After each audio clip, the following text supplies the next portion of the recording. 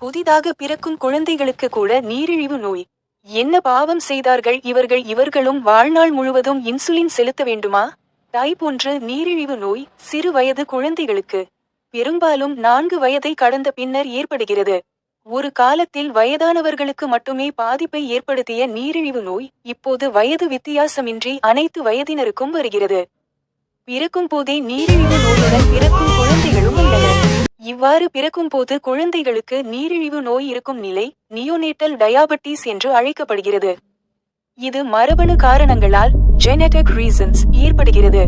Insulin மற்றும் கிளைபன்கிளைமைட் போன்ற மருந்துகளால் இரத்த சர்க்கரை அளவை கட்டுப்படுத்தலாம்.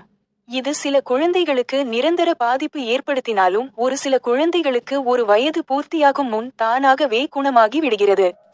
டைப் 1 நீரிழிவு நோய் சிறு வயது குழந்தைகளுக்கு பெரும்பாலும் 4 வயதை கடந்த பின்னர் ஏற்படுகிறது.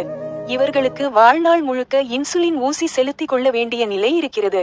இருப்பினும் கீழ்க்கண்ட மாற்று சிகிச்சை முறைகளின் சாத்தியக்கூறுகள் குறித்து மருத்துவரிடம் கலந்தாலோசிக்கலாம். 1.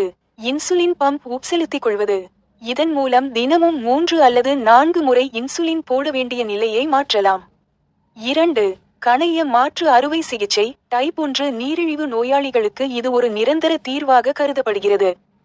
எனினும் இதற்கு ஆகும் செலவு அதிகம் என்பதால் பெரும்பாலானவர்களால் இந்த சிகிச்சை மேற்கொள்ள முடிவதில்லை. 3. ஐலெட் செல் மாற்று அறுவை சிகிச்சை.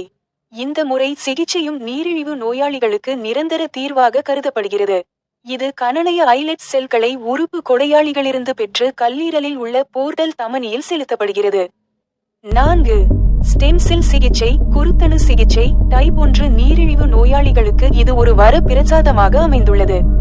இதில் மனித ஸ்டெம் செல்கள் இன்சுலின் உற்பத்தி செய்யும் செல்களாக மாற்றப்பட்டு இன்சுலின் அதிகமாக சுரந்து அதன் மூலம் இரத்த சர்க்கரை அளவு கட்டுப்படுத்தப்படுகிறது. 5. செயற்கை கணையம் ஆர்டிபிசியல் பேன்கிரியாஸ். இதில் இன்சுலின் பம்ப் மற்றும் குளுக்கோஸ் மானிட்டரை கொண்ட ஒரு மூடிய லூப் அமைப்பு ஆராய்ச்சியாளர்கள் உருவாக்கிய செயலியுடன் இணைந்து செயலாற்றுகிறது. 6. Bionic pancreas. இதில் பொருத்தப்படும் செயற்கை கணைய இயந்திரம் இரத்தத்தின் சர்க்கரை அளவை கண்காணித்து ஏற்ற தாழ்வுகளை சரிசெய்கிறது.